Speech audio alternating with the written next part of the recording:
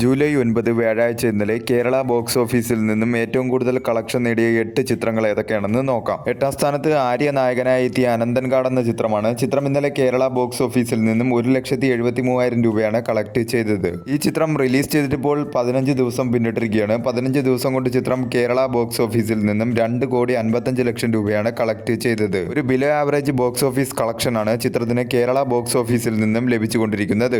7ാം സ്ഥാനത്ത് ഇന്ദ്രൻസ് നായകനായി എത്തിയ ചിന്ന ചിന്ന ആസ എന്ന ചിത്രമാണ്. ചിത്രം ഇന്നലെ കേരള ബോക്സ് ഓഫീസിൽ നിന്നും 2 ലക്ഷം രൂപയാണ് കളക്ട് ചെയ്തത്.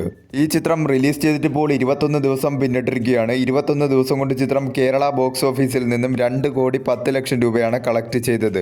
ബിലോ ആവറേജിനും താഴെ നിൽക്കുന്ന ഒരു ബോക്സ് ഓഫീസ് പെർഫോമൻസ് ആണ് ചിത്രം കേരള ബോക്സ് ഓഫീസിൽ കാഴ്ചവെച്ചുകൊണ്ടിരിക്കുന്നത്.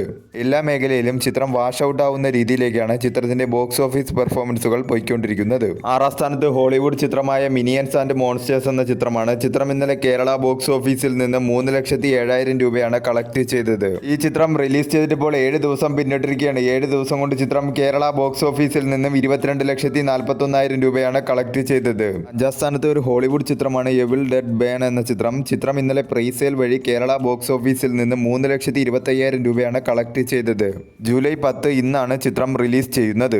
4ാം സ്ഥാനത്ത് ഒരു ഹിന്ദി ചിത്രമാണ് ആലിയ ഭട്ട് പ്രധാന വേഷത്തിലെത്തിയ ആൽഫ എന്ന ഹിന്ദി ചിത്രം. ചിത്രം ഇന്നലെ കേരള ബോക്സ് ഓഫീസിൽ നിന്നും 6 ലക്ഷം രൂപയാണ് കളക്ട് ചെയ്തത്. ഈ ചിത്രം റിലീസ് ചെയ്തിട്ടിപ്പോൾ 7 ദിവസം പിന്നിട്ടിരിക്കുകയാണ്. 7 ദിവസം കൊണ്ട് ചിത്രം കേരള ബോക്സ് ഓഫീസിൽ നിന്നും 82 ലക്ഷം രൂപയാണ് കളക്ട് ചെയ്തത്. 3ാം സ്ഥാനത്ത് വിഷ്ണു വിശാൽ നായകനായി എത്തിയ ഘട്ടഗുസ്തി 2 എന്ന തമിഴ് ചിത്രമാണ്. ചിത്രം ഇന്നലെ കേരള ബോക്സ് ഓഫീസിൽ നിന്നും 7 ലക്ഷം രൂപയാണ് കളക്ട് ചെയ്തത്. ഈ ചിത്രം റിലീസ് ചെയ്തിട്ടിപ്പോൾ 7 ദിവസം പിന്നിട്ടിരിക്കുകയാണ്. 7 ദിവസം കൊണ്ട് ചിത്രം കേരള ബോക്സ് ഓഫീസിൽ നിന്നും 1.04 കോടിയാണ് നേടിയത്.